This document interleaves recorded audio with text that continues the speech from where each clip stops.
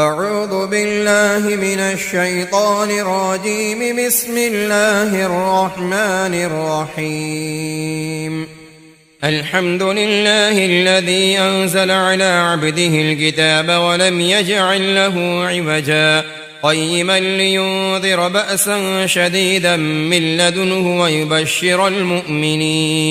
ويبشر المؤمنين الذين يعملون الصالحات أن لهم أجرا حسنا ماكثين فيه أبدا وينذر الذين قالوا اتخذ الله ولدا ما لهم به من علم ولا لآبائهم كبرت كلمة تخرج من أفواههم إن يقولون إلا كذبا فلعلك باخع نفسك على آثارهم إن لم يؤمنوا بهذا الحديث أسفا إنا جعلنا ما على الأرض زينة لها لنبلوهم أيهم أحسن عملا وإنا لجاعلون ما عليها صعيدا جرزا أم حسبت أن أصحاب الكهف والرقيم كانوا من آياتنا عجبا إذ أوى الفتية إلى الكهف فقالوا ربنا آتنا من لدنك رحمة وهيئ لنا من أمرنا رشدا فضربنا على آذانهم في الكهف سنين عددا ثم بعثناهم لنعلم أي الحزبين أحصى لما لبثوا أمدا نحن نقص عليك نبأهم بالحق إنهم فتية آمنوا بربهم وزدناهم هدى وربطنا على قلوبهم إذ قاموا فقالوا ربنا رب السماوات والأرض لن ندعو من دونه إلها لقد قلنا إذا شططا هؤلاء قومنا اتخذوا من دونه آلهة لولا يأتون عليهم بسلطان بين فمن أظلم ممن افترى على الله كذبا وإذ اعتزلتموهم وما يعبدون إلا الله فأووا إلى الكهف ينشر لكم ربكم من رحمته ويهيئ لكم من أمركم مرفقا وترى الشمس إذا طلعت تزاور عن كهفهم ذات اليمين وإذا ضربت تقرضهم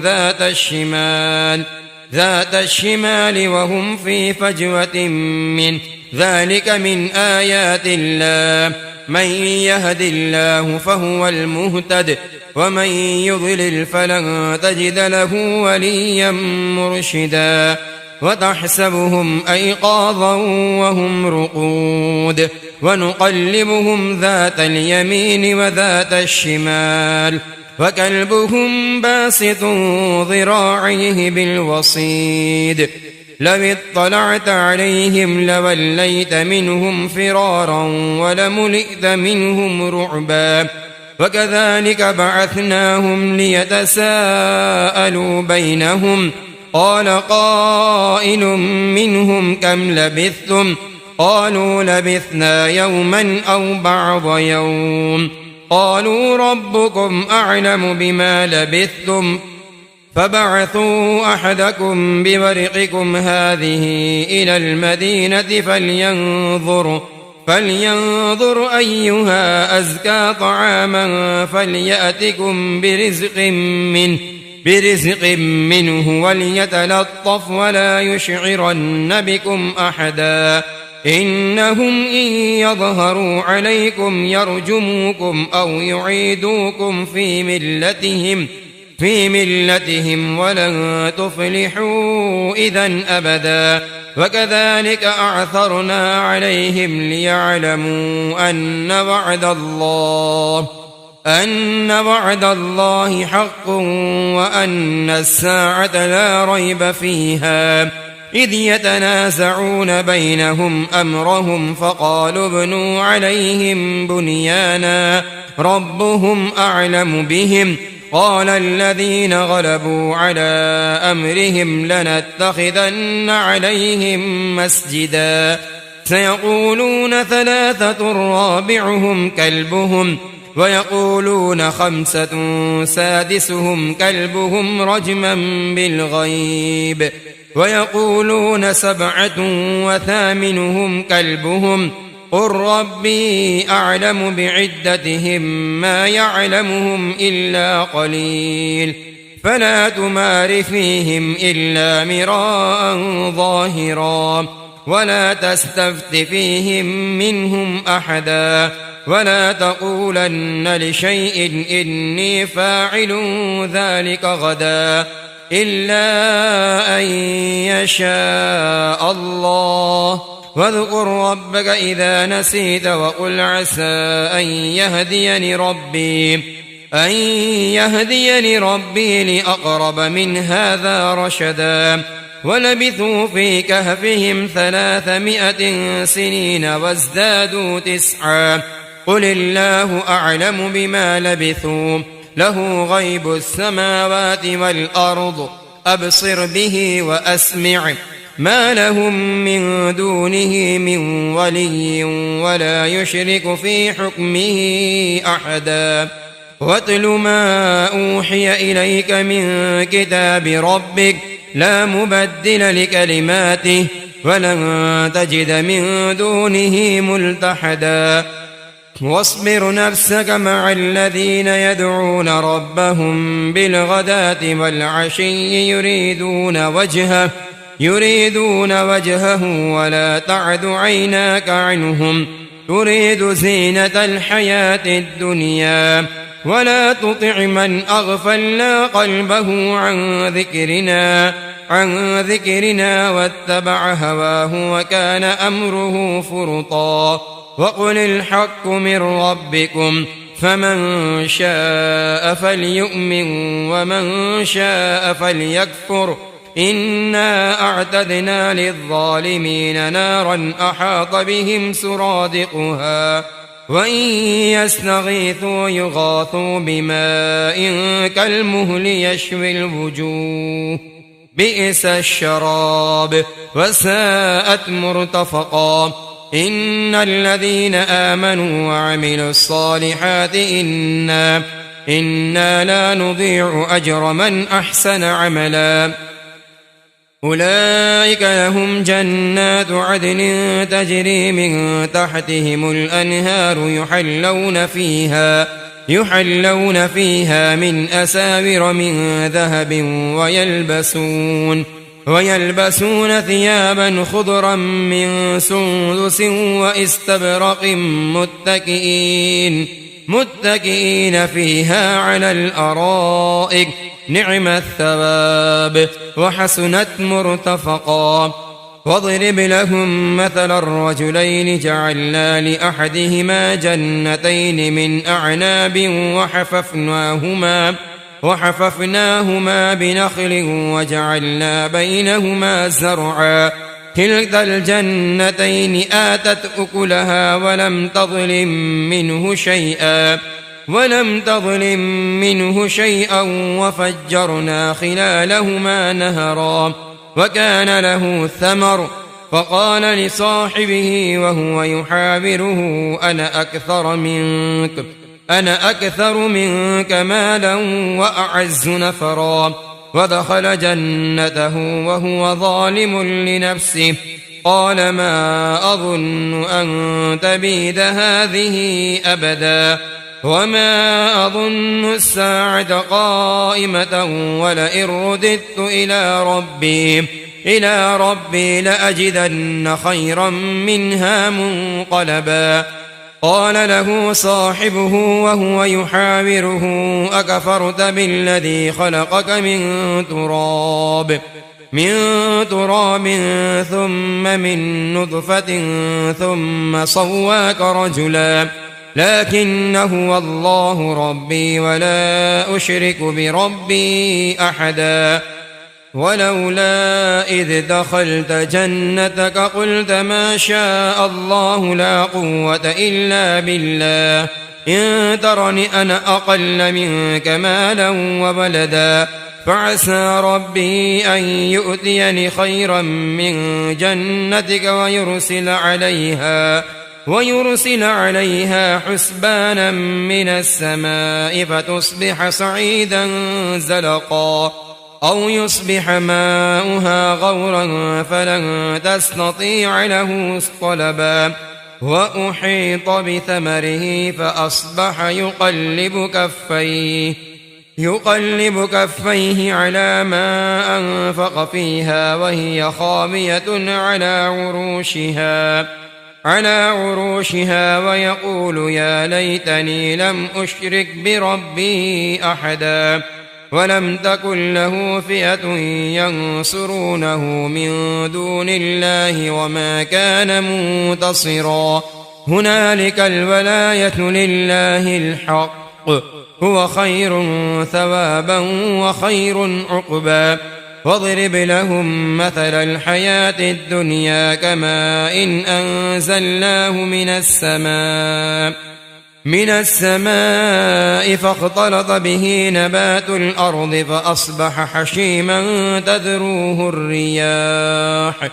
وكان الله على كل شيء مقتدرا المال والبنون زينة الحياة الدنيا والباقيات الصالحات خير عند ربك ثوابا وخير أملا ويوم نسير الجبال وترى الأرض بارزة وحشرناهم فلم نغادر منهم أحدا وعرضوا على ربك صفا لقد جئتمونا كما خلقناكم أول مرة بل زعمتم أن لن نجعل لكم موعدا ووضع الكتاب فترى المجرمين مشفقين مما فيه ويقولون يا ويلتنا ما لهذا الكتاب لا يغادر صغيرة ولا كبيرة إلا أحصاها ووجدوا ما عملوا حاضرا ولا يظلم ربك أحدا وإذ قلنا للملائكة اسجدوا لآدم فسجدوا إلا إبليس كان من الجن ففسق عن أمر ربه أفتتخذونه وذريته أولياء من دوني وهم لكم عدو بئس للظالمين بدلا ما أشهدتهم خلق السماوات والأرض ولا خلق أنفسهم وما كنت متخذ المضلين عضدا ويوم يقول نادوا شركائي الذين زعمتم فدعوهم فلم يستجيبوا لهم وجعلنا بينهم موبقا ورأى المجرمون النار فظنوا أنهم مواقعوها ولم يجدوا عنها مصرفا ولقد صرفنا في هذا القرآن للناس من كل مثل وكان الإنسان أكثر شيء جدلا وما منع الناس أن يؤمنوا إذ جاءهم الهدى ويستغفروا ربهم إلا أن تأتيهم سنة الأولين أو يأتيهم العذاب قبلا وما نرسل المرسلين إلا مبشرين ومنذرين ويجادل الذين كفروا بالباطل ليدحضوا به الحق واتخذوا آياتي وما أنذروا هزوا ومن أظلم ممن ذكر بآيات ربه فأعرض عنها ونسي ما قدمت يداه إنا جعلنا على قلوبهم أكنة أن يفقهوه وفي آذانهم وقرا وإن تدعوهم إلى الهدى فلن يهتدوا إذن أبدا وربك الغفور ذو الرحمة لو يؤاخذهم بما كسبوا لعجل لهم العذاب بل لهم موعد لن يجدوا من دونه موئلا وتلك القرى أهلكناهم لما ظلموا وجعلنا لمهلكهم موعدا وإذ قال موسى لفتاه لا أبرح حتى أبلغ مجمع البحرين أو أمضي حقبا فلما بلغا مجمع بينهما نسيا حوتهما فاتخذ سبيله في البحر سربا فلما جاوزا قال لفتاه آتنا غداءنا لقد لقينا من سفرنا هذا نصبا قال أرأيت إذ أوينا إلى الصخرة فإني نسيت الحوت وما أنسانيه إلا الشيطان أن أذكره واتخذ سبيله في البحر عجبا قال ذلك ما كنا نبغ فارتدا على آثارهما قصصا فوجدا عبدا من عبادنا آتيناه رحمة من عندنا وعلمناه من لدنا علما قال له موسى هل أتبعك على أن تعلمني مما علمت رشدا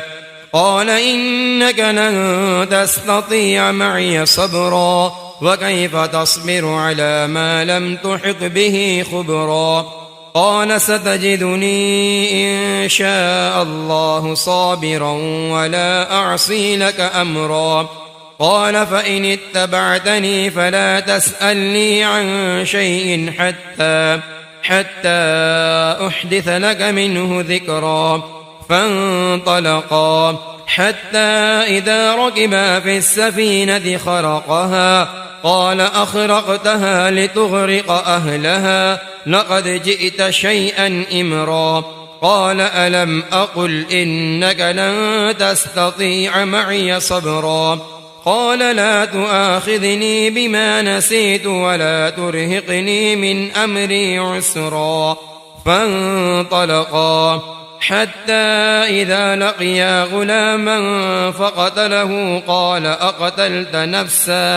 قال أقتلت نفسا زكية بغير نفس لقد جئت شيئا نكرا قال ألم أقل لك إنك لن تستطيع معي صبرا قال إن سألتك عن شيء بعدها فلا تصاحبني قد بلغت من لدني عذرا فانطلقا حتى إذا أتيا أهل قرية استطعما أهلها فأبوا أن يضيفوهما فوجدا فيها جدارا يريد أن ينقض فأقامه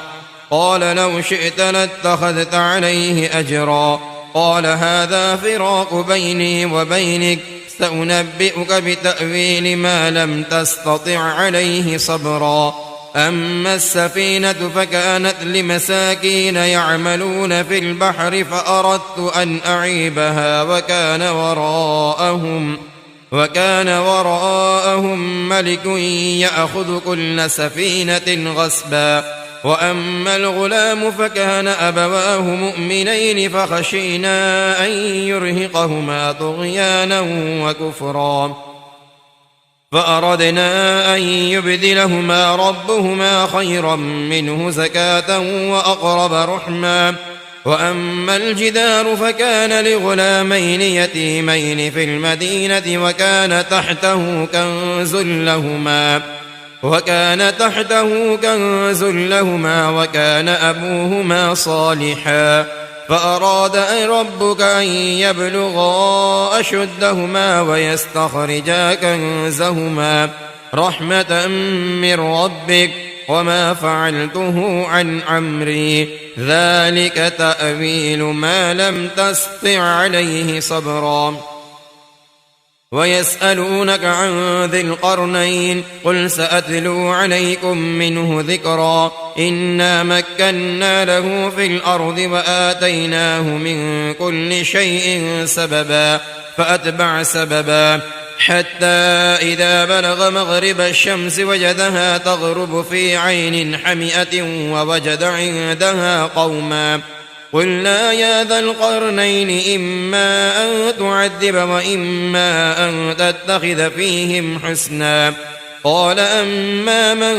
ظلم فسوف نعذبه ثم يرد إلى ربه فيعذبه عذابا نكرا وأما من آمن وعمل صالحا فله جزاء الحسنى وسنقول له من أمرنا يسرا ثم أتبع سببا حتى إذا بلغ مطلع الشمس وجدها تطلع على قوم لم نجعل لهم من دونها سترا كذلك وقد أحطنا بما لديه خبرا ثم أتبع سببا حتى إذا بلغ بين السدين وجد من دونهما قوما لا يكادون يفقهون قولا قالوا يا ذا القرنين إن يأجوج ومأجوج مفسدون في الأرض فهل نجعل لك خرجا على أن تجعل بيننا وبينهم سدا قال ما مكني فيه ربي خير فأعينوني بقوة أجعل بينكم وبينهم ردما آتوني زبر الحديد حتى إذا ساوى بين الصدفين قال انفخوا حتى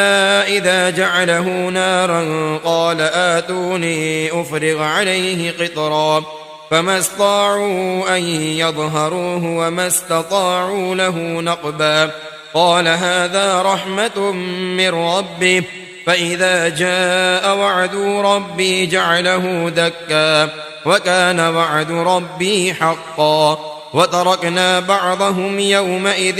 يموج في بعض ونفخ في الصور فجمعناهم جمعا وعرضنا جهنم يومئذ للكافرين عرضا الذين كانت أعينهم في غطاء عن ذكري وكانوا لا يستطيعون سمعا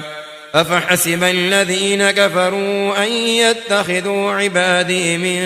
دوني أولياء إنا أعتدنا جهنم للكافرين نزلا قل هل ننبئكم بالأخسرين أعمالا الذين ضل سعيهم في الحياة الدنيا وهم يحسبون أنهم يحسنون صنعا أولئك الذين كفروا بآيات ربهم ولقائه فحبطت أعمالهم فلا نقيم لهم يوم القيامة وزنا ذلك جزاؤهم جهنم بما كفروا واتخذوا آياتي ورسلي هزوا إن الذين آمنوا وعملوا الصالحات كانت لهم جنات الفردوس نزلا خالدين فيها لا يبغون عنها حولا قل لو كان البحر مدادا لكلمات ربي لنفد البحر قبل أن تنفذ كلمات ربي ولو جئنا بمثله مددا قل إنما أنا بشر مثلكم يوحى إلي أنما إلهكم إله واحد فمن كان يرجو لقاء ربه فليعمل عملا صالحا ولا يشرك بعبادة ربه أحدا صدق الله العظيم.